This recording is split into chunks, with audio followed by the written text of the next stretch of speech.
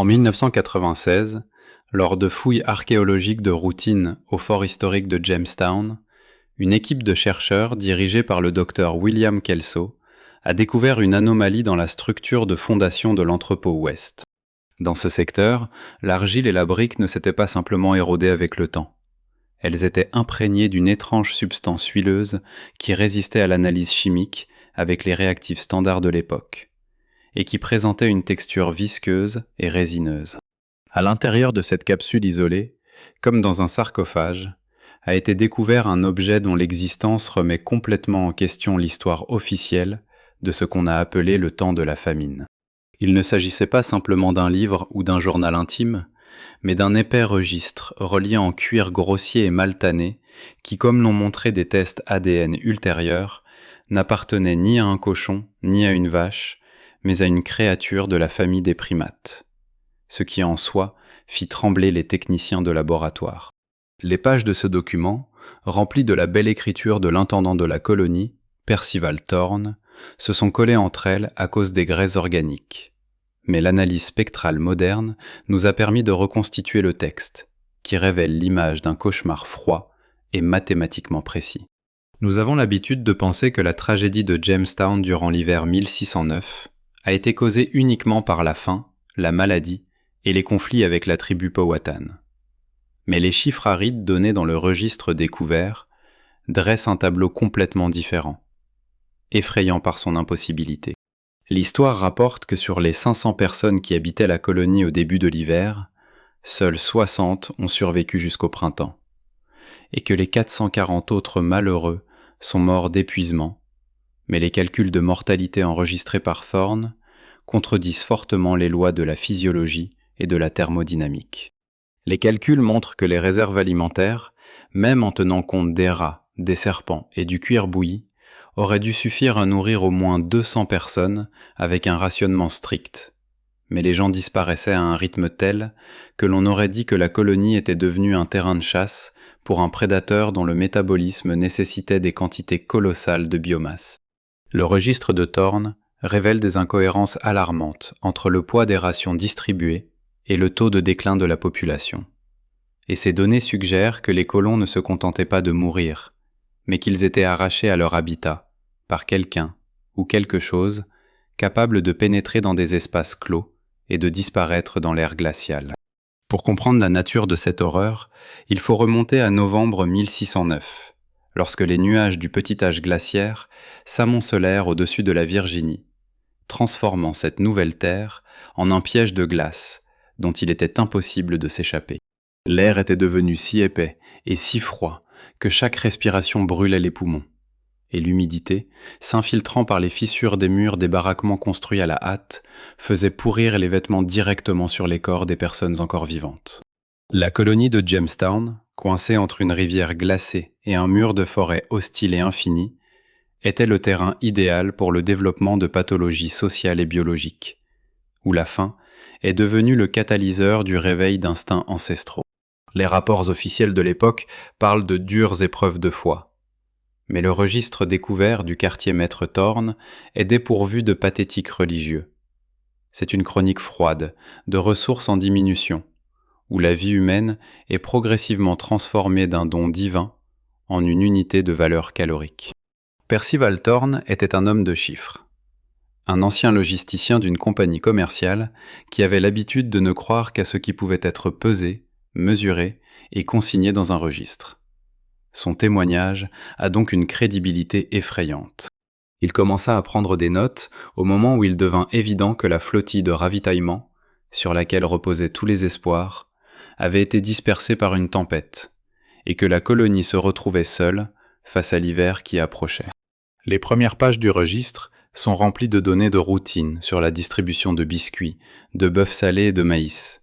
Mais même dans ces lignes arides, on peut sentir l'anxiété croissante d'un homme qui voit les chiffres de la colonne du solde approcher rapidement de zéro. Thorne consignait méticuleusement chaque once de grains distribué, chaque baril d'eau croupie, essayant de mettre en place un système de survie. Mais le chaos qui commençait à s'infiltrer dans la colonie défiait toute logique. L'étrangeté ne commença pas par la disparition de personnes, mais par un changement anormal de l'environnement, que Sorn nota dans ses notes avec la méticulosité d'un scientifique confronté à un phénomène physique inconnu. Il écrivit que la forêt autour du fort était devenue silencieuse, mais il ne s'agissait pas du silence hivernal naturel, où la nature s'endort sous la neige, mais du silence tendu qui survient lorsque le sommet de la chaîne alimentaire d'un écosystème émerge, submergeant tous les autres habitants. Les oiseaux qui nichaient habituellement dans la cime des pins centenaires furent les premiers à disparaître, comme s'ils pressentaient une menace invisible, et les petits rongeurs qui infestaient habituellement les entrepôts à grains suivirent le même chemin. Ce fut la première violation de la logique, car en temps de famine, les rongeurs auraient dû devenir le fléau des provisions. Mais les entrepôts restaient intacts, et cela effrayait Thorn plus que la pénurie alimentaire elle-même. Dans une entrée datée du 12 novembre, l'intendant note que les sentinelles postées sur les remparts ont commencé à se plaindre d'une odeur étrange portée par le vent depuis les marais du nord. Une odeur différente de la puanteur habituelle de la décomposition ou du brûlé. Thorn le décrit comme un mélange d'ozone, présent dans l'air avant un orage violent, et d'une odeur musquée douceâtre et écœurante qui provoque des nausées et une agressivité irrationnelle. Ce marqueur chimique, comme nous le comprenons aujourd'hui, n'était rien de plus que les phéromones d'un prédateur marquant son territoire, se préparant à la chasse. Mais pour les gens du XVIIe siècle, c'était le souffle du diable en personne. L'odeur pénétrait les murs, imprégnait les vêtements et la nourriture, altérant le goût de l'eau et du pain, les rendant amers et dégoûtants, comme si la nature elle-même rejetait les tentatives des hommes pour satisfaire leur faim. Le premier décès inexpliqué enregistré dans le registre est survenu le 17 novembre, et il s'est immédiatement démarqué des statistiques générales de décès par maladie et épuisement, scrupuleusement tenues par le chirurgien local. La victime était un jeune charpentier nommé Thomas Collier, un homme robuste qui, malgré des rations maigres, restait physiquement actif et s'affairait à renforcer la palissade du mur nord. D'après le récit de Thorn, Collier n'est pas mort à l'infirmerie, ni n'a été victime d'une flèche indienne. Il a simplement disparu pendant son quart de nuit, ne laissant derrière lui qu'un mousquet appuyé contre le mur et une flaque d'un liquide étranger visqueux qui n'a pas gelé par le froid. L'intendant a noté qu'il n'y avait aucun signe de lutte sur les lieux de la disparition, pas de sang. Et, plus inquiétant encore, dans la neige fraîche tombée 1 heure avant l'incident, aucune trace ne menait du mur vers la forêt. On aurait dit que le charpentier avait tout simplement été effacé de la réalité, ou soulevé dans les airs par une force inconnue qui défiait les lois de la gravité. Cette inscription dans le registre est accompagnée d'une note, écrite d'une main tremblante, dans laquelle Sorn, pour la première fois, se permet d'exprimer une émotion qui dépasse le cadre de sa fiche de poste. Il écrit que le poids du mineur disparu, soit environ 160 livres, devrait être déduit de l'indemnité. Mais sa main tremblait en écrivant des chiffres, car la logique lui disait qu'une telle disparition était impossible. Un homme ne peut pas disparaître, et un loup ou un ours ne peuvent pas emporter un homme adulte sans bruit ni trace de sang, en laissant ses armes en parfait état. Cet événement marqua un tournant, déformant les mathématiques de la survie à Jamestown et les transformant en une chronique d'absurdité et d'horreur. Les semaines suivantes furent marquées par d'autres disparitions, chacune accompagnée de détails qui firent douter Thorn de sa propre santé mentale et de la réalité de ce qui se passait autour de lui. Des personnes ont disparu, de baraquements fermés à clé, d'un hôpital rempli de malades, et même d'une cellule disciplinaire, où étaient détenus ceux qui étaient pris en flagrant délit de vol de nourriture. L'intendant constata avec horreur que les serrures et les verrous restaient intacts, que les fenêtres étaient fermées de l'intérieur, mais que des gens disparaissaient, comme s'ils s'infiltraient par des fissures dans le sol. Le registre comprend des témoignages concernant des bruits étranges entendus la nuit par les survivants, des sons rappelant le craquement de branches qui se brisent et des bruits de succion humide provenant des toits des bâtiments. Thorn, homme de science et de rationalisme, tenta de trouver une explication dans une psychose collective ou un complot parmi les colons, suggérant qu'un groupe de renégats tuait les faibles et cachait les corps afin de s'emparer de leurs rations. Il commença à effectuer des inspections nocturnes, vérifiant les listes des personnes vivantes et comptant les provisions avec une précision maniaque. Mais à chaque fois, les chiffres ne correspondaient pas. La quantité de nourriture consommée diminuait plus lentement que le nombre de personnes, ce qui signifiait que quelqu'un ou quelque chose à l'intérieur du périmètre du fort ne consommait pas les céréales du gouvernement, mais autre chose. Dans une entrée datée du début décembre, Thorne fait une découverte horrible. Les stocks de porc salé, entreposés dans le sous-sol le plus sécurisé, sont restés intacts, alors même qu'il était documenté qu'ils étaient distribués régulièrement. Cela signifiait que les informations contenues dans d'autres registres étaient falsifiées, ou pire encore, que les personnes chargées de la distribution alimentaire avaient trouvé une source d'approvisionnement alternative dont elles avaient peur de parler ouvertement. Le froid s'intensifia, et les murs du fort se couvrirent de givre de l'intérieur, transformant les habitations en cryptes glacées, où le souffle des dormeurs se déposait comme de la neige sur leurs visages. Le récit de Thorne fait de plus en plus référence à des anomalies thermiques. Dans certaines parties du camp, la température a chuté si brutalement que l'eau dans les tasses a gelé en quelques secondes, tandis que dans d'autres zones, une chaleur anormale émanant du sol était ressentie. L'intendant décrit un incident au cours duquel un groupe de soldats, revenant de la forêt, ont rapporté avoir vu de la vapeur s'élever du sol dans l'épaisse végétation, comme si une gigantesque fournaise était en activité, ou qu'une créature énorme respirait sous les racines des arbres. Ce qui effrayait ces soldats, ce n'était ni le froid ni les Indiens, mais le sentiment que la forêt les observait de milliers d'yeux, et que la géométrie même des arbres changeait quand personne ne regardait. L'entrée du 10 décembre contient une description détaillée de l'incident qui a finalement anéanti la foi de Thorne en la possibilité d'une explication rationnelle à ce qui se passait. Cette nuit-là, ce n'est pas seulement un homme qui a disparu, mais tout un groupe de 3 gardes postés sur la tour sud, qui offrait la meilleure vue sur le fleuve. Thorne escalada personnellement la tour pour inspecter les lieux, et y découvrit une peinture qui défiait toutes les lois de la physique et de la biologie. Les armes des sentinelles gisaient sur le sol, chargées et prêtes au combat. Mais les hommes eux-mêmes avaient disparu, ne laissant derrière eux que leurs vêtements. Les gilets, les pantalons et les bottes n'avaient pas simplement été enlevés. Ils avaient été retournés et jetés en tas, comme si les corps qui s'y trouvaient s'étaient simplement rétractés et avaient coulé, ou avaient été aspirés par une force inconnue.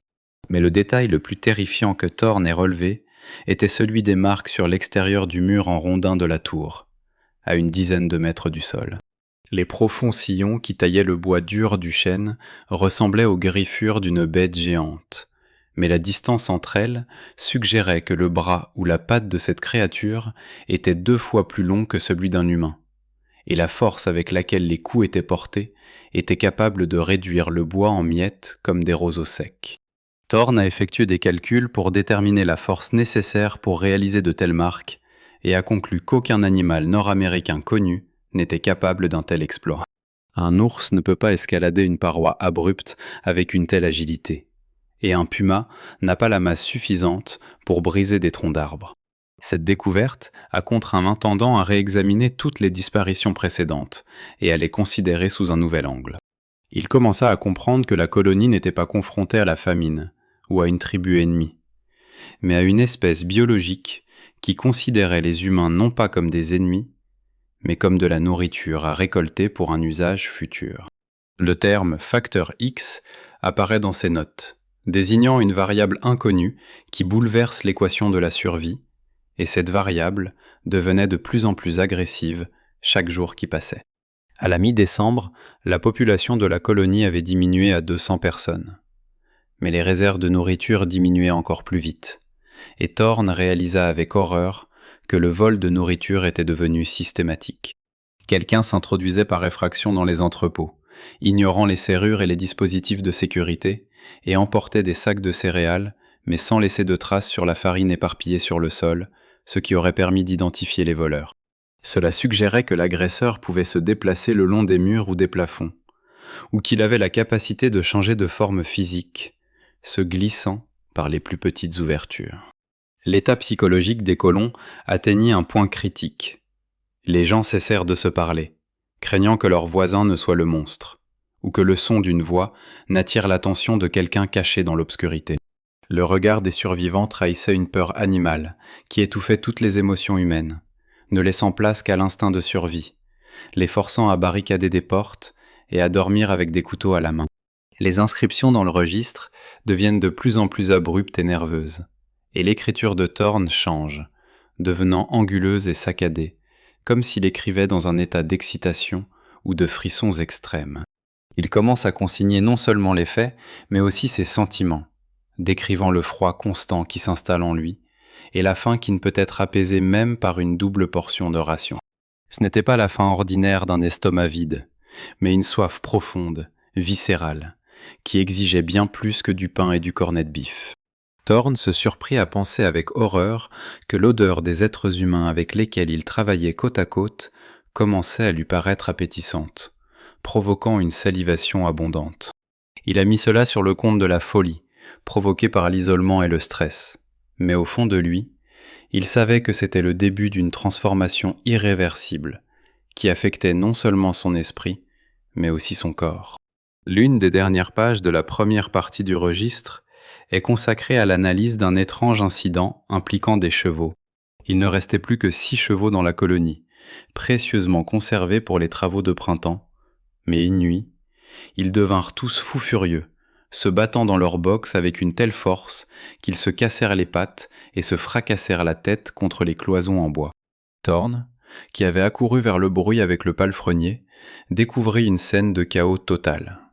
Les animaux, d'ordinaire calmes et obéissants, étaient pris d'une panique sauvage. Leurs yeux sortaient de leurs orbites et de l'écume leur sortait de la bouche. Mais ce n'était pas le pire. L'un des chevaux, déjà mort, présentait une énorme lacération sur le flanc, d'où des morceaux de chair et des côtes avaient été arrachés. La plaie fumait dans le froid, et ses bords n'étaient pas lisses, comme ceux d'une incision au couteau, mais irréguliers, comme si la chair avait été arrachée avec un instrument contondant ou avec les dents. Il n'y avait personne d'autre dans l'écurie. Les portes étaient verrouillées, et il n'y avait pas une seule empreinte de pas dans la neige autour du bâtiment. Thorne a pratiqué une autopsie sur le cheval sur place pour déterminer la cause du décès, et a découvert que le cœur de l'animal avait éclaté suite à une poussée d'adrénaline irrésistible.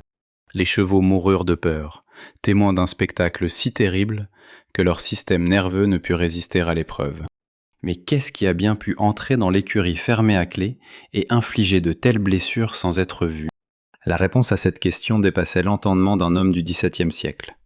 Mais Thorne, fidèle à son habitude d'analyser tout, écrivit dans le registre : « Nous avons affaire à un prédateur qui n'obéit pas aux lois de la matière.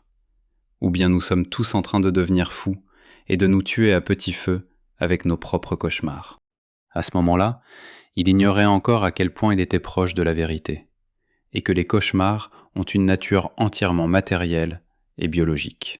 Pour conclure notre analyse de la première partie de ce document effroyable, il convient de relever une anomalie mathématique que Thorne a identifiée dans le tableau récapitulatif de décembre. En additionnant le poids de la viande consommée, il fut horrifié de découvrir que les colons avaient mangé 300 livres de protéines de plus que ce qui était disponible dans les entrepôts et provenant du bétail abattu. D'où provenait cette viande supplémentaire ? Qui ou quoi a fourni ces calories qui ont permis à certains colons de survivre aux semaines les plus froides ? La réponse à cette question se cache dans les pages suivantes du registre, mais les chiffres commencent déjà à murmurer une terrible vérité. Le cannibalisme à Jamestown n'a pas commencé comme un acte de désespoir de personnes démentes, mais comme faisant partie d'un plan complexe et cruel, imposé de l'extérieur, par un être qui enseignait à son troupeau de nouvelles règles de survie. Les calculs mathématiques de Percival Thorne sur la mort ne mentent pas. À Noël 1609, les habitants du fort se mangeaient déjà entre eux sans même s'en rendre compte. Ou bien, ils mangeaient ce qu'un berger, bienveillant, leur présentait pour engraisser son troupeau avant le massacre final. L'année janvier 1610, nouveau style, est marquée dans les notes de Percival Thorne, non pas à l'encre, mais avec des taches brunes dont la composition chimique indique sans équivoque un mélange de sang humain et de rouille, ce qui constitue en soi une sinistre préface aux événements de ces jours-là.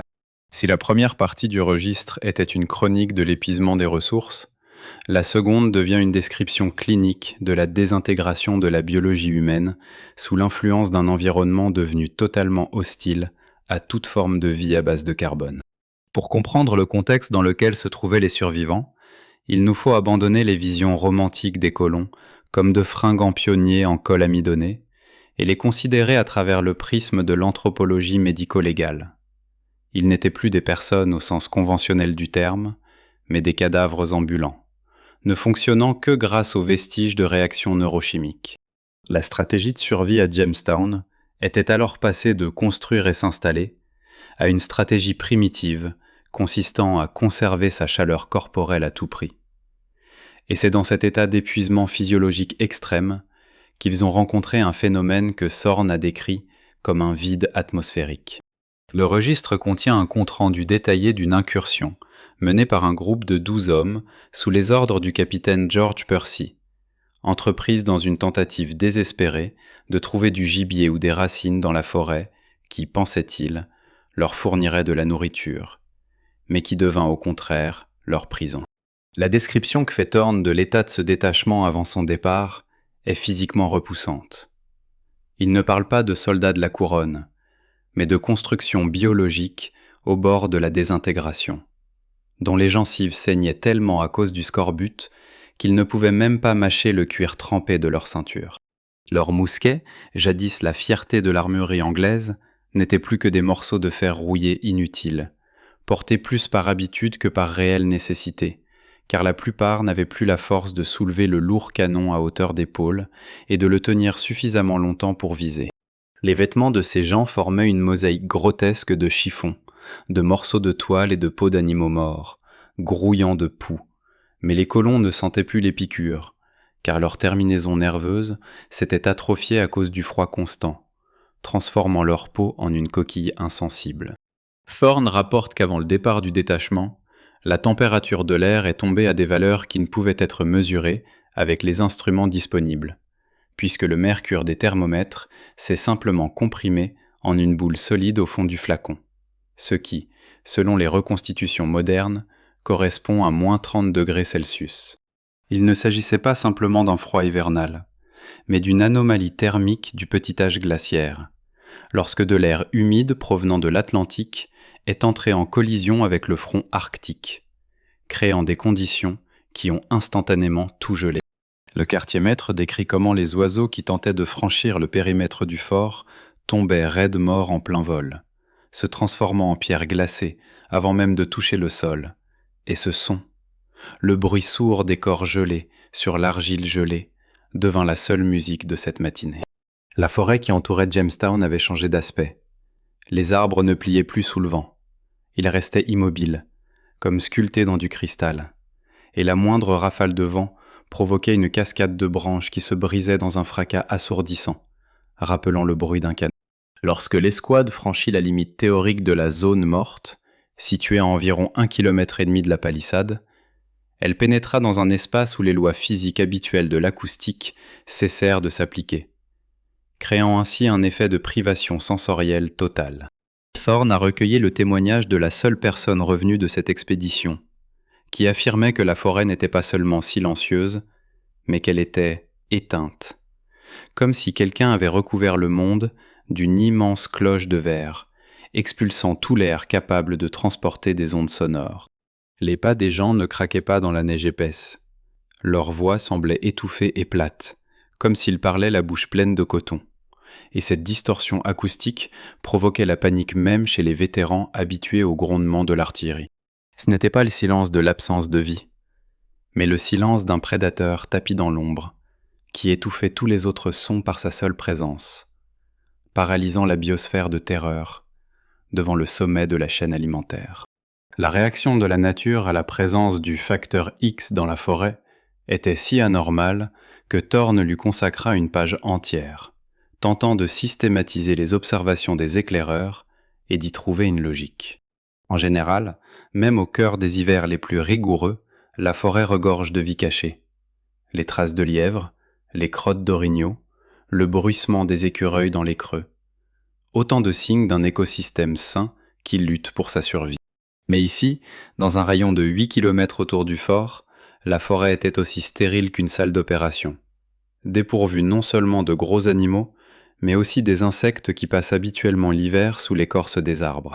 L'éclaireur a décrit comment ils avaient essayé de couper du bois mort pour faire un feu, et avaient découvert que le bois à l'intérieur était gris et friable, comme si toute sa sève avait été aspirée, et que sous l'écorce, au lieu de larves dormantes, il n'y avait que de la poussière sèche et d'étranges toiles d'araignée qui s'effritaient au toucher. Il semblait que la simple présence de cette créature dans la région provoquait la nécrose de la faune et de la flore, transformant la forêt vivante en un décor derrière lequel se cachait le vide. Mais le signe le plus terrifiant de la proximité du monstre était l'odeur qui commença à hanter l'escouade dès qu'elle pénétra profondément dans le fourré, à portée de canon. Thorne, d'après le témoignage du survivant, décrit ce choc olfactif comme une composition chimique complexe qui n'aurait pas pu apparaître naturellement dans la forêt en hiver.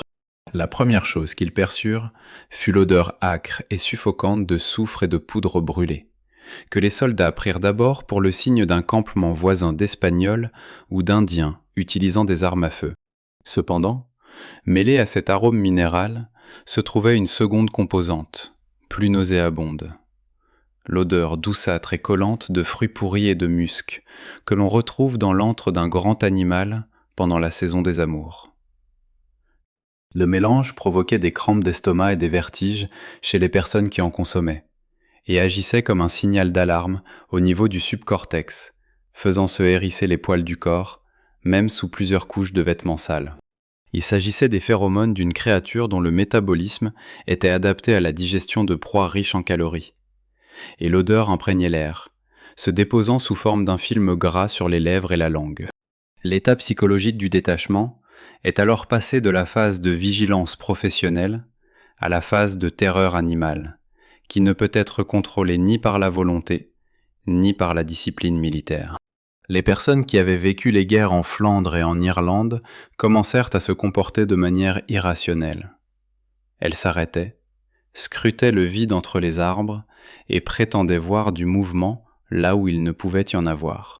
L'un des soldats, un pisteur expérimenté nommé John Radcliffe, se mit soudain à arracher ses gants en marmonnant que ses mains le brûlaient, bien qu'elles fussent blanches de gelure. Thorne émet l'hypothèse dans ses notes que l'odeur du prédateur contenait une neurotoxine ou un hallucinogène qui affectait le cerveau fatigué des personnes, provoquant des distorsions sensorielles et de la paranoïa. Ils marchaient en formation serrée, dos à dos, leurs mousquets pointés dans toutes les directions. Mais ils se sentaient nus et sans défense, réalisant que leurs armes étaient inutiles contre quelque chose qui pouvait se dissoudre dans les ombres et modifier la densité de l'air. Le point culminant de cette incursion dans le vide atmosphérique fut la découverte d'une chose étrange, qui finit par briser le moral de l'équipe et la força à rebrousser chemin, abandonnant tout espoir de se procurer de la nourriture. Dans une petite clairière, entourée d'un cercle de pins anciens, ils trouvèrent un arbre qui semblait avoir été frappé par la foudre. Mais en y regardant de plus près, il s'avéra que le tronc avait été fendu par une action mécanique de l'intérieur.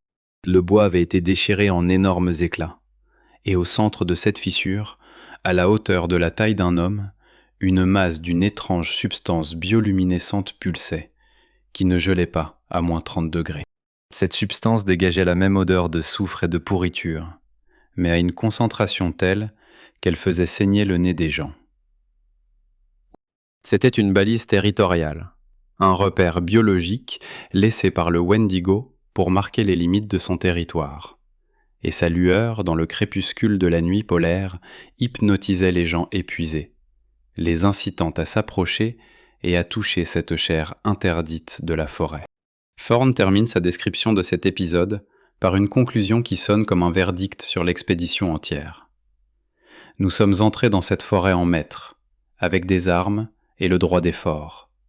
Mais nous en sommes revenus comme des enfants effrayés qui, en regardant dans la chambre de leurs parents, y ont vu quelque chose qui les a privés à jamais de sommeil. Nous avons compris que la fin n'était pas le pire qui nous attendait à Jamestown. Ce qui est encore plus effrayant, c'est que la fin a une conscience, une forme et une odeur, et qu'elle nous observe, choisissant qui emporter ensuite.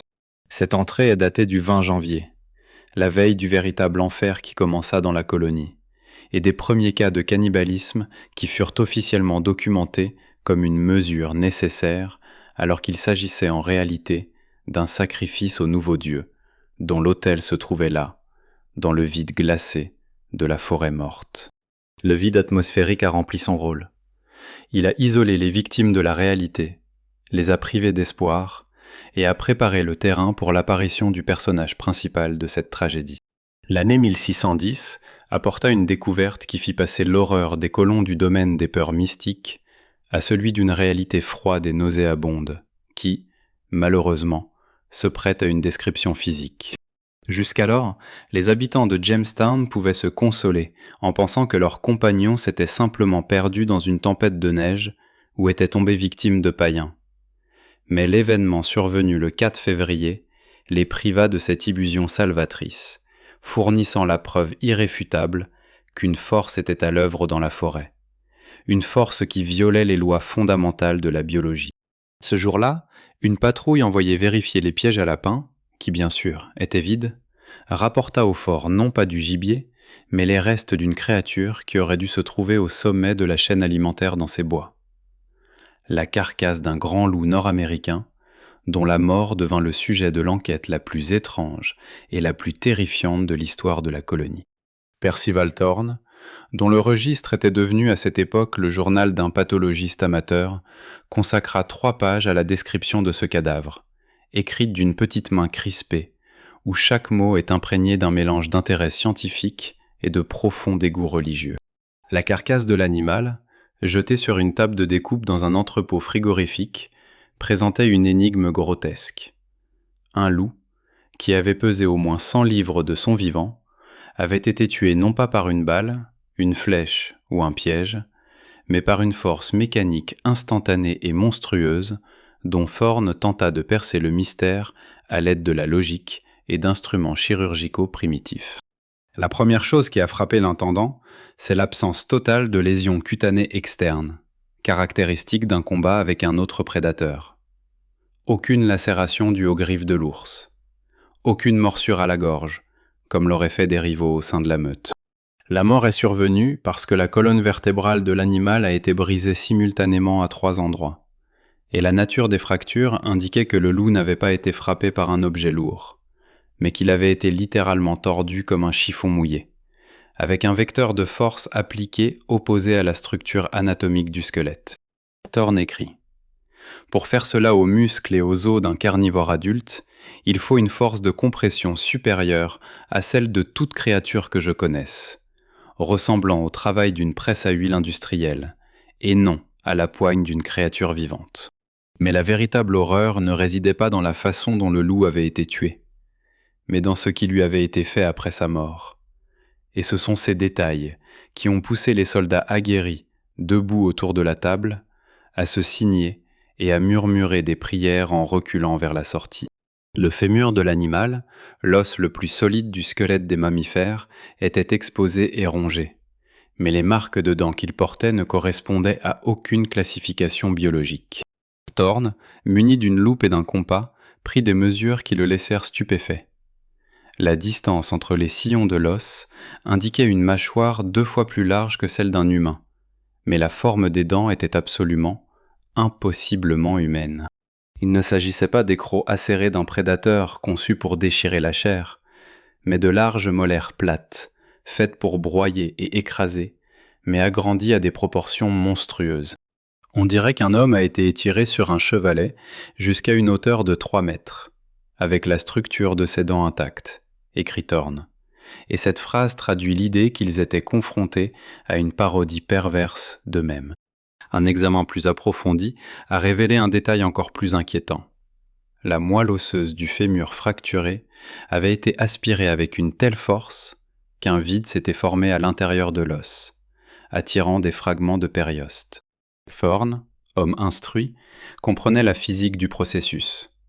Pour extraire une substance épaisse et gelée d'un canal étroit, il faut une capacité pulmonaire comparable à celle d'un soufflet de forgeron, et la capacité de créer une pression négative qui ferait éclater les poumons d'une personne ordinaire. Cette observation étayait la théorie selon laquelle la créature qui avait tué le loup possédait une cage thoracique d'un volume anormal et des muscles diaphragmatiques spécifiques adaptés à ce type d'alimentation. Ce n'était pas un prédateur ordinaire, c'était un dévoreur spécialisé, pour qui les os n'étaient qu'un emballage fragile renfermant un contenu nutritif. Et la facilité avec laquelle il ouvrait cet emballage témoignait de sa supériorité colossale sur tout organisme de cette forêt.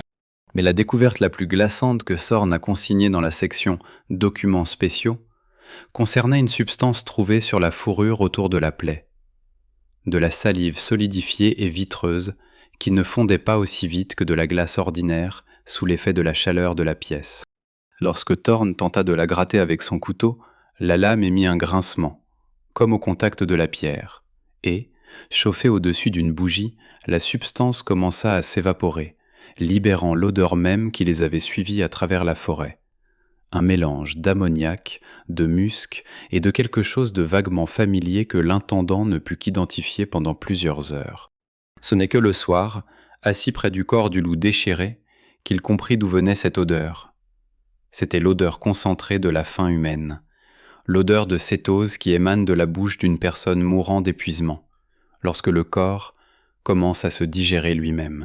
La créature qui avait tué le loup avait la même odeur que les habitants de Jamestown, mais 1000 fois plus forte, comme une incarnation, une condensation physique de leur propre souffrance et de leur faim. La réaction des colons au résultat de cette dissection improvisée fut prévisible et catastrophique pour le moral du fort. S'ils avaient auparavant craint les sauvages ou les Espagnols, ils réalisaient maintenant que leur ennemi était au-delà de toute compréhension stratégique militaire. Les soldats qui virent les os brisés du loup commencèrent à dire que c'était le châtiment de Dieu, que Dieu avait rejeté leurs prières et permis aux démons de l'enfer de descendre sur terre pour les punir de leur péché d'orgueil. Le capitaine Percy tenta d'expliquer ce qu'il avait vu par la présence d'une espèce inconnue d'ours mutant dans la forêt, mais sa voix tremblait et personne ne le crut, car tous voyaient des traces de dents humaines plates. Cette découverte déclencha un cycle de terreur religieuse. Les gens commencèrent à refuser d'aller travailler, affirmant que les balles étaient impuissantes contre le diable, et que le seul salut résidait dans la prière et le repentir, ce qui, dans un contexte de discipline stricte et de manque de ressources, équivalait à une rébellion. Thorne, laissé seul avec le loup mort et ses notes, en arriva à une conclusion plus terrifiante que n'importe quelle superstition. Il comprit que la créature n'avait pas simplement tué un concurrent, mais qu'elle avait commis un acte de violence démonstrative, laissant le cadavre en évidence comme un avertissement ou une moquerie. La méthode employée pour tuer ne reflétait pas la rage animale, mais plutôt un calcul froid, et même une certaine forme de jeu, caractéristique des primates supérieurs. La créature joua avec le loup avant de le tuer, brisant ses os un à un, savourant sa puissance, et ce sadisme indiquait la présence d'une intelligence perverse, étrangère, mais certainement élevée. « Nous n'avons pas affaire à une bête », écrit Thorne dans la conclusion de la 3e partie, mais à un esprit qui connaît l'anatomie de la peur mieux que nous ne connaissons l'anatomie du corps. Il sait que nous le trouvons, il sait que nous comprendrons, et il attend que notre peur nous rende plus savoureux. À partir de ce jour, Fort Jamestown cessa d'être une installation militaire et devint un immense piège où les victimes s'enfermaient, attendant l'inévitable visite du bourreau. L'atmosphère entre les murs devint toxique. Les gens se regardaient avec suspicion, cherchant des signes de la même transformation qu'ils avaient observée sur les ossements du loup. Des rumeurs selon lesquelles certains colons avaient commencé à changer, que leurs dents s'étaient allongées et que leurs yeux se mettaient à briller dans le noir, se répandirent dans les baraquements comme une épidémie. Thorne remarqua que les réserves de sel commençaient à disparaître, non pas parce qu'elles étaient consommées, mais parce que des soldats superstitieux les dispersaient sur le seuil des portes, espérant ainsi arrêter un mal dont ils savaient désormais qu'il était de nature biologique, mais d'une puissance mystique.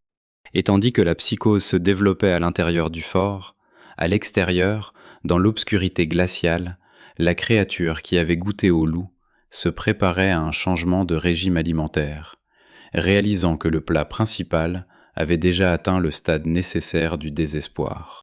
L'examen médico-légal de ce cauchemar a été achevé, le verdict est tombé. Il n'y a pas de coupable, il n'y a que de la nourriture et ceux qui mangent. Le mois de mars 1610 ne commença pas avec l'arrivée du printemps, mais avec un effondrement météorologique que Percival Thorne surnomma le white-out dans ses notes. Un phénomène qui transforma Fort Jamestown en une chambre de privation sensorielle isolée, coupée du reste du monde par un mur de neige volante.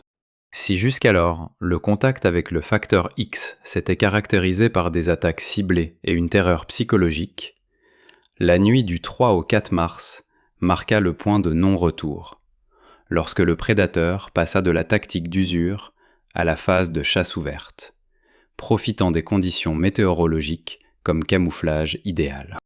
La tempête qui s'abattit sur la Virginie était si violente que le garde posté sur le rempart ne pouvait même pas voir sa propre main tendue, et le vent hurlant dans les meurtrières créait un chaos acoustique tel qu'il était impossible de distinguer la parole humaine, le craquement des pas ou le bruit d'un fusil qu'on arme. Thorne décrit cet état comme une visibilité nulle, lorsque l'espace se réduit au rayon d'une flamme de torche vacillante, et que tout ce qui se trouve au-delà de ce cercle de lumière n'appartient plus aux humains, mais à quelqu'un qui peut voir dans le noir. L'élément déclencheur du cauchemar fut un son qui perça le grondement de la tempête vers 2 heures du matin. Un son qui, par sa nature même, n'aurait pas dû exister dans cet enfer glacial, et qui glaça le sang même de ceux qui s'étaient déjà résignés à la mort. Ce n'était ni un hurlement de loup, ni un cri de guerre powhatan, c'était le cri d'un enfant. La voix fluette et stridente de Nate, le batteur de 12 ans, décédé d'une diarrhée sanglante en décembre et enterré dans une fosse commune à l'extérieur du périmètre. La voix appelait ma mère, la suppliait d'ouvrir le portail et se plaignait du froid. Et ce son avait une authenticité si hypnotique qu'il pénétrait directement dans le subcortex, court-circuitant les barrières logiques de l'esprit. Thorne, qui se trouvait dans le corps de garde à ce moment-là, rapporte que les soldats expérimentés qui ont entendu cet appel sont tombés en transe. Ils savaient que le garçon était mort, ils avaient eux-mêmes creusé la terre gelée pour sa tombe, mais leurs oreilles ont trahi leur esprit, les convainquant que l'enfant était vivant et se tenait juste à l'extérieur de la porte. Il s'agissait de la stratégie de mimétisme et de tromperie dans sa forme la plus brutale, biologique, utilisant des cordes vocales d'une incroyable étendue pour reproduire des fréquences qui déclenchent le désir instinctif du primate de protéger sa progéniture. La tragédie s'est déroulée lorsqu'un des gardes, une jeune recrue dont le psychisme avait été épuisé par des mois de faim, n'a pas pu résister à la pression et, désobéissant à un ordre direct, s'est précipité vers la porte pour tirer le verrou. Les notes de Thorne décrivent ce moment comme un effondrement de la discipline, la chaîne de commandement s'écroulant face à la manipulation des instincts primaires. Le capitaine Percy a crié des ordres de tirer sur quiconque s'approchait de la sortie. Mais sa voix a été couverte par le hurlement du vent et les faux cris d'un garçon mort. Dès que la lourde poutre de chêne fut déplacée d'un seul pouce, les ténèbres blanches se précipitèrent, mais avec la neige, quelque chose se déplaçait plus vite que l'œil humain ne pouvait le détecter. Ce n'était pas l'entrée en scène grandiose d'un monstre de légende. C'était une explosion d'énergie cinétique, comme un boulet de canon, qui a projeté la recrue en arrière de 5 mètres, réduisant sa cage thoracique en bouillie d'os et de poumons avant même qu'elle ne touche le sol. À ce moment-là, le fort sombra dans le chaos des combats rapprochés, où l'avantage des armes à feu fut réduit à néant, car les mousquets à mèche étaient inutiles dans le blizzard et les conditions exiguës, et le rechargement prenait trop de temps, ce que les hommes n'avaient pas. Thorne décrit la scène comme une série d'éclairs et de sons surgis des ténèbres. L'éclair de la poudre à canon sur la casserole, illuminant pendant une fraction de seconde un membre gris et glabre, plus long qu'une jambe d'homme, mais plié au coude comme un bras. Puis un son que l'intendant a décrit comme le craquement humide d'une toile qui se déchire. Mais ce n'était pas le tissu qui se déchirait, mais les muscles du dos du sergent lorsque la créature l'a saisi et l'a soulevé dans les airs. Le monstre ne restait pas immobile. Il utilisait un plan d'attaque vertical, se déplaçant le long des poutres des plafonds et des toits de la caserne avec la grâce d'une araignée géante, attaquant par le haut et disparaissant avant que les soldats n'aient eu le temps de déployer leurs pics. L'une des scènes les plus horribles, consignée dans le registre avec un détachement anatomique, fut la mort d'un forgeron, l'homme le plus fort de la colonie, qui tenta de vaincre l'ennemi d'un coup de marteau. Thorne écrit que le forgeron a donné un coup, mais que celui-ci est tombé dans le vide, car la créature se déplaçait à une vitesse anormale, inaccessible à la biologie terrestre. L'instant d'après, la tête du forgeron fut tranchée de son corps d'un seul mouvement brusque, non pas coupée, mais arrachée d'un coup sec et tordu, et la colonne vertébrale fut extraite du corps par un pied, comme si le monstre essayait d'en extraire un mets délicat. La vision, éclairée par la torche tombée, plongea les défenseurs restants dans un état de choc paralysant. Ils réalisèrent que leur force physique, leur armure et leurs compétences en combat rapproché étaient inutiles contre une créature qui traitait le corps humain comme une fragile poupée de paille. Cette nuit-là, l'acoustique n'était pas dominée par les coups de feu, mais par les bruits de la décomposition biologique. Les gens ne criaient pas « Attaquez !» Ils hurlaient à des fréquences proches des ultrasons, tandis que leur corps subissait des déformations incompatibles avec la vie. Thorne note que le monstre émettait ses propres sons. Un grondement sourd et vibrant qui résonnait dans la poitrine des survivants, provoquant des envies incontrôlables d'uriner et de la panique. C'était un son de plaisir, le son d'une créature qui s'était trouvée face à un buffet regorgeant de nourriture et qui choisissait maintenant simplement les morceaux les plus délicieux. Le prédateur ne tuait pas tout le monde. Il était sélectif, choisissant les plus gros, autant que possible, ou les plus jeunes parmi la foule, ignorant les personnes âgées et les malades. Ce qui confirmait une fois de plus son approche rationnelle, presque agricole, de la récolte de biomasse. La bataille, si l'on peut appeler ce massacre ainsi, n'a duré que 10 minutes, mais pendant ce laps de temps, la garnison a perdu 15 hommes. Et le plus terrible est que les corps des morts ont disparu avec l'assaillant. La créature ne se contentait pas de tuer, elle emportait sa proie avec elle dans la nuit, faisant preuve d'une force phénoménale qui lui permettait de courir dans la neige profonde avec une charge de 200 livres sur l'épaule, ou entre les dents. Lorsque l'assaillant battit en retraite, disparaissant dans la tempête de neige aussi soudainement qu'il était apparu, un silence s'abattit sur le fort. Un silence plus terrible encore que le bruit de la bataille. Ce fut le silence de la prise de conscience. Les survivants comprirent qu'ils n'étaient plus les soldats de Sa Majesté, mais du bétail dans un enclos, et que le propriétaire venait simplement chercher la première fournée de viande, laissant le reste se développer. L'inspection du lieu du massacre par Thorne à l'aube, après la fin de la tempête, a révélé des détails qui l'ont fait douter de la survie même de la colonie. Sur les grilles, qui avaient été barricadées après l'attaque, des traces de mucus ont été trouvées à l'intérieur, qui luisaient d'un vert pâle dans la pénombre. Cette substance, au contact de la peau d'un des survivants, a provoqué une brûlure chimique semblable à celle causée par l'acide, ce qui indiquait la toxicité des sécrétions du monstre. De plus, des traces dans la neige ne menaient pas dans la forêt, mais s'arrêtaient au milieu de la cour, comme si la créature était capable de sauter des dizaines de mètres ou de se déplacer le long des murs, en faisant fi de la gravité.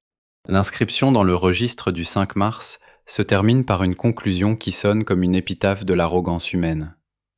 Nous pensions que les murs nous protégeaient de la forêt, mais cette nuit-là, nous avons réalisé que les murs ne faisaient qu'entraver notre fuite.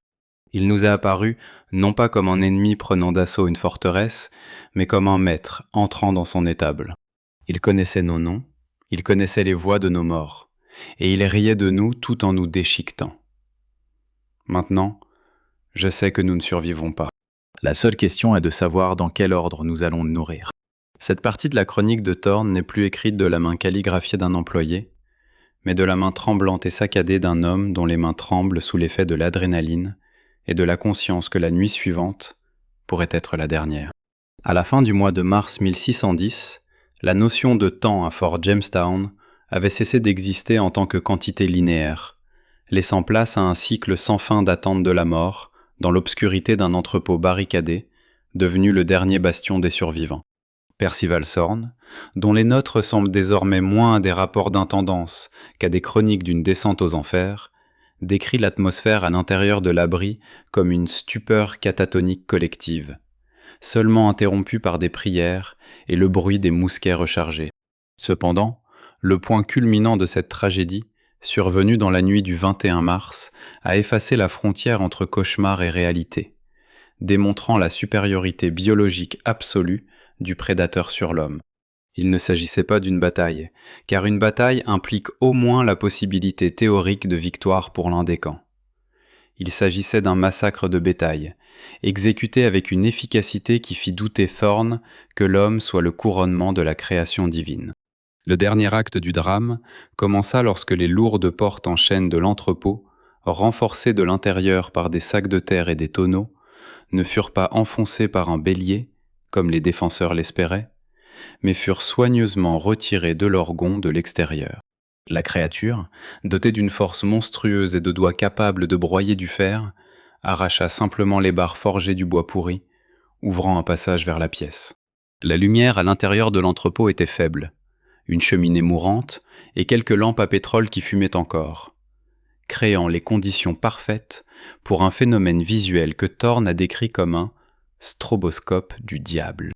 Lorsque les premiers soldats ont instinctivement appuyé sur la détente, des éclairs de bouche ont déchiré l'obscurité, capturant des images statiques et saccadées de terreur. Durant ces brefs instants aveuglants, qui ne duraient qu'une fraction de seconde, les gens voyaient leur bourreau non pas comme une ombre floue, mais dans toute sa répugnance anatomique, et cette image resta à jamais gravée dans la rétine des survivants. Ce qui pénétra dans l'entrepôt était un cauchemar biologique, parfaitement adapté à l'environnement glacé de la forêt. Ce n'était ni un loup ni un ours. C'était une caricature grotesque et exagérée d'un homme dont l'évolution s'était orientée vers la pure prédation. Thorne décrit une créature d'environ 2,40 m de haut, dont le corps était dépourvu de la moindre trace de graisse sous-cutanée. Seulement des cordons musculaires serrés et torsadés sous une peau pâle, semblable à du parchemin, à travers laquelle on pouvait apercevoir un réseau de veines noires. Ses membres étaient anormalement allongés, ressemblant aux pattes d'une araignée géante, et ses articulations semblaient tordues vers l'arrière, ce qui lui permettait de se mouvoir avec une grâce brisée et imprévisible. Mais le plus terrifiant était la tête, le crâne, recouvert d'une peau si tendue que les jointures des os étaient visibles, et les yeux, deux profonds creux où brûlait une lumière jaune et froide, reflétant les éclairs des coups de feu, l'effet tapetum lucidum, dépourvu de pupilles et d'émotions, à l'exception d'une seule, une faim insatiable et dévorante. La physique du combat, qui se déroula dans l'espace confiné de l'entrepôt, démontra immédiatement l'inefficacité totale des armes à poudre de cette époque contre un organisme dont la physiologie avait été altérée par un ancien virus cannibale. Thorne relate avec horreur le moment où le capitaine Percy, debout au premier rang, vida son fusil dans la poitrine du monstre à une distance de 3 pas. Une balle de plomb de calibre 0,75, capable d'abattre un cheval, frappa le corps maigre, mais au lieu de repousser l'ennemi, elle le traversa simplement, faisant jaillir une fontaine d'ichor noir et visqueux. La créature ne ralentit même pas. Ses tissus, dépouillés de leurs organes vitaux tels que nous les connaissons, Sorn suppose que le cœur et les poumons s'étaient atrophiés ou déplacés, se refermèrent autour de la plaie avec un bruit de succion écœurant. C'était la stratégie de régénération dans sa forme la plus terrifiante. Le monstre ne ressentait aucune douleur, car son système nerveux fonctionnait différemment, ne percevant les dommages que comme la perte d'une petite quantité de biomasse qui pouvait être rapidement reconstituée grâce à la nourriture. Dans les minutes qui suivirent, l'entrepôt se transforma en abattoir, où les lois de la tactique humaine furent brisées par la force brute du vivant. La créature se déplaçait plus vite que les soldats ne pouvaient armer leurs fusils ou dégainer leurs épées. Une forme floue qui se matérialisait à côté de sa victime pour lui porter le coup fatal. Sorn décrit la scène de la mort d'un des mercenaires qui tenta de transpercer le monstre avec une hallebarde. La créature intercepta le manche de sa main nue, brisant le bois épais comme une allumette, et au même instant, frappa de l'autre main. De longues griffes, semblables à des lames d'obsidienne, déchirèrent la cuirasse et la chair en dessous avec une facilité déconcertante, comme s'il s'agissait de papier mouillé, libérant les entrailles de l'homme sur le sol. L'odeur du sang frais qui lui parvint aux narines plongea le monstre dans une rage frénétique. Il ne tuait plus avec précaution. Il se mit à déchiqueter les gens, dispersant les membres et transformant les corps en morceaux de viande informes. Le panorama acoustique de ce massacre, tel qu'enregistré par Thorne, consistait en une symphonie de sons que l'oreille humaine ne devrait pas entendre. Les cris des mourants se transformèrent en gargouillis, tandis que leurs gorges étaient arrachées, et le craquement des os brisés couvrit même le fracas des meubles qui tombaient. Mais le son le plus terrible n'était pas les cris des victimes, mais le bruit de sa propre alimentation. Dans le chaos de la bataille, la créature parvenait à arracher des morceaux de chair à des personnes encore vivantes et à les avaler, sans les mâcher, tout en émettant un grondement sourd et satisfait. Thorne, blotti dans un coin derrière une pile de barils de poudre, regardait ses camarades, avec qui il avait partagé le pain et les épreuves du voyage, se transformer en une masse protéique pour soutenir la vie de cet arbitre des destins. Il vit la tête du jeune lieutenant écrasée sous une main comme un fruit trop mûr, son cerveau éparpillé sur les murs où était accrochée une carte du Nouveau Monde. Un monde qui s'avéra vieux et affamé. Au point culminant de ce massacre, un événement se produisit que Thorne interpréta comme la preuve ultime de la rationalité du mal. Alors qu'il ne restait plus qu'une douzaine de personnes en vie, piégées dans un coin reculé, le monstre s'arrêta soudainement. Il restait figé, au milieu d'une pièce jonchée de cadavres, dominant ce carnage sanglant tel une idole sombre, ses yeux brûlants parcourant les visages des survivants. Il ne les a pas achevés. Au lieu de cela, il s'approcha du cadavre le plus proche, le jeta légèrement sur son épaule et, avec un bruit ressemblant à du métal raclant du verre, que Thorne interpréta comme une sorte de rire déformé, sortit lentement par les portes ouvertes, disparaissant dans la nuit. Il ne les a pas laissés en vie par pitié. Thorne comprit la terrible vérité. La créature les avait laissés en vie parce qu'ils étaient des truies reproductrices de la peur, destinées à révéler sa puissance aux autres, ou, plus probablement, elle les avait laissés comme reproducteurs, afin que, rendus fous par la faim et la terreur, ils commencent à dévorer les cadavres de leurs camarades, achevant ainsi le cycle de la transformation. Achevant sa description de cette nuit, Thorne écrit d'une main tremblante, laissant des taches sur le papier. « J'ai vu le visage du dieu de cette terre, et il a faim. Nous ne sommes pas des colonisateurs, nous ne sommes pas des guerriers.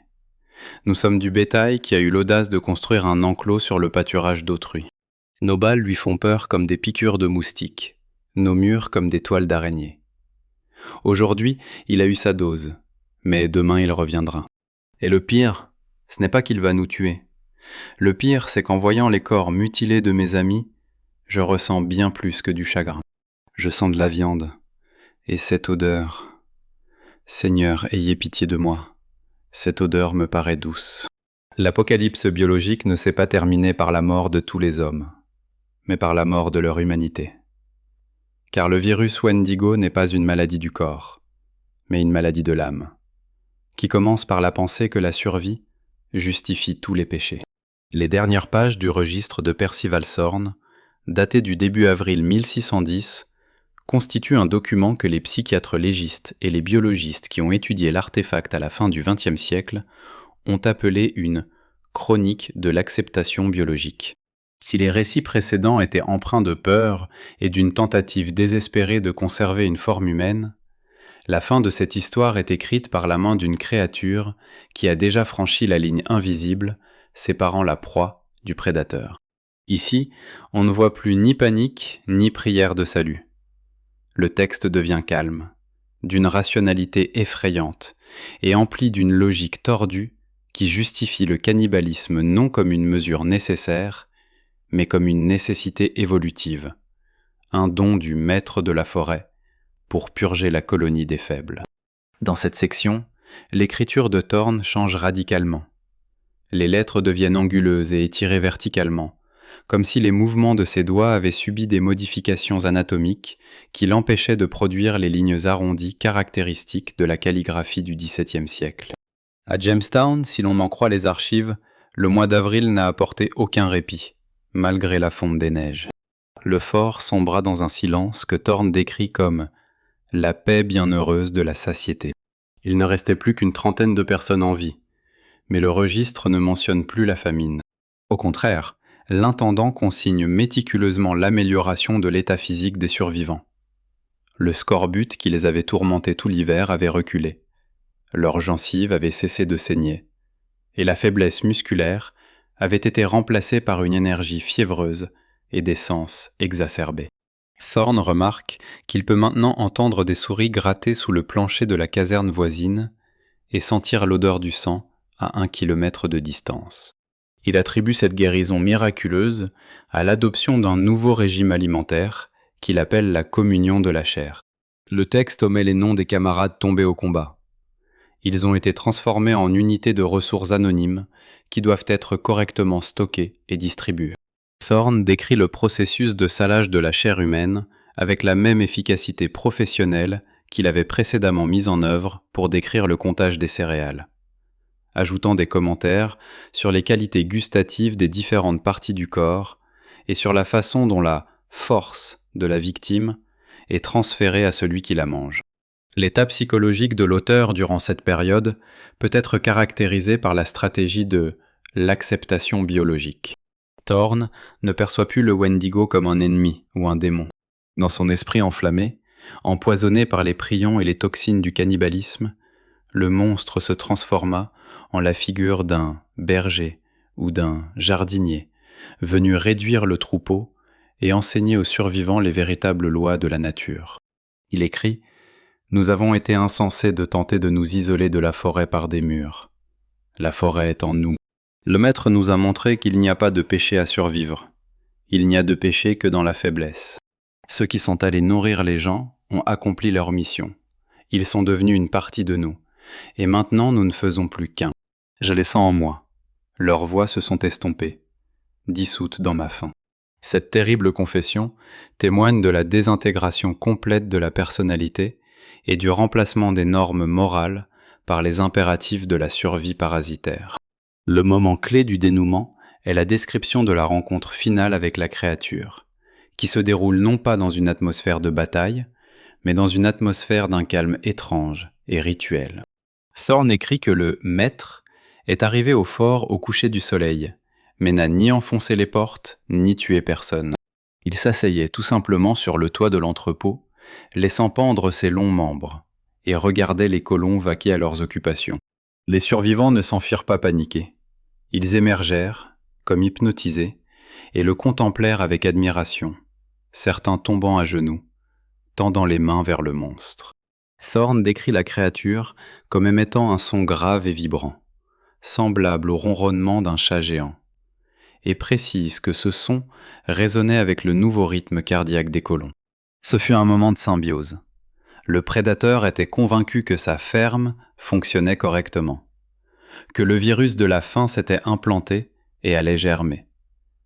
Il n'a emmené personne cette nuit-là, car il savait qu'il ne partirait pas. Il lui appartenait désormais, biologiquement parlant. Cependant, la transformation physique de Thorne progressait à un rythme alarmant, et cela se reflétait dans les derniers paragraphes du document.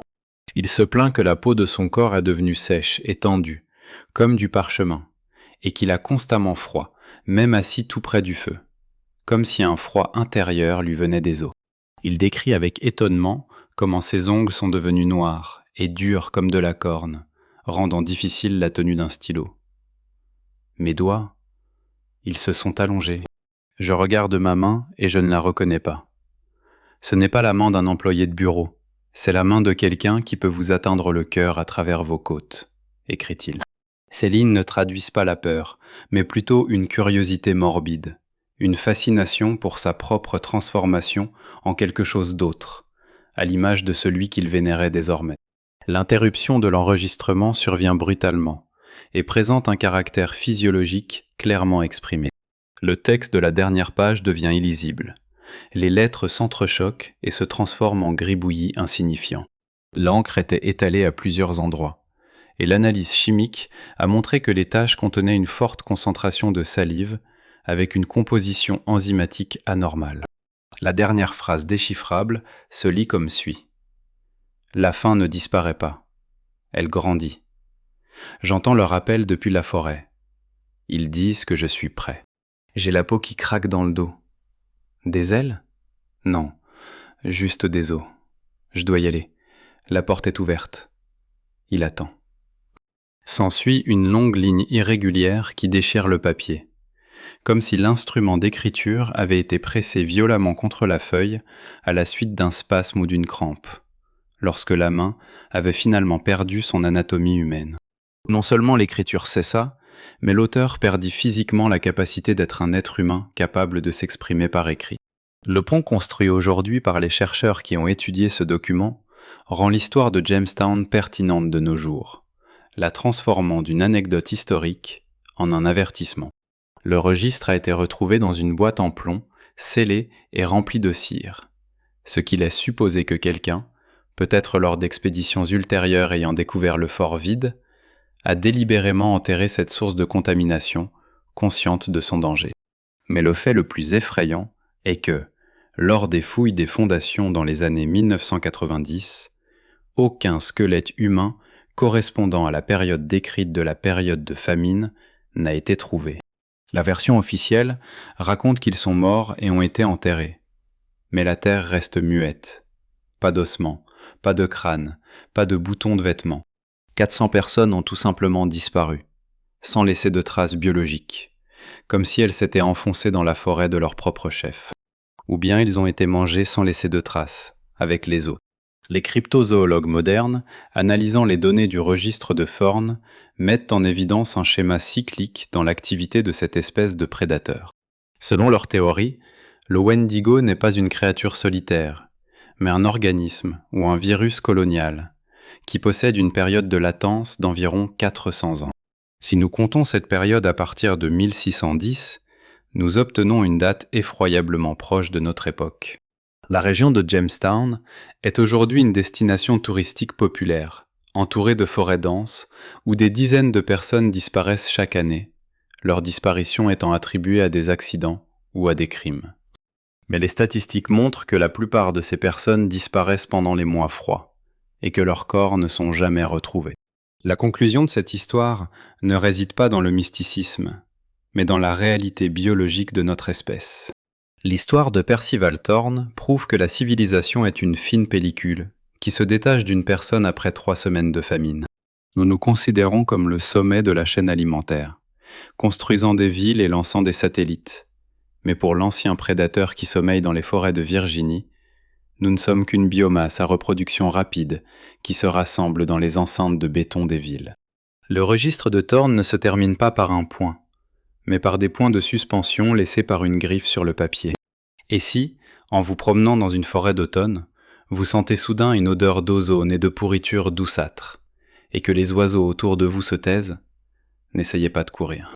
Il est inutile de courir si vous êtes déjà dans le menu. N'oubliez jamais, la faim est la seule constante de l'univers, et tôt ou tard, elle vous rattrapera.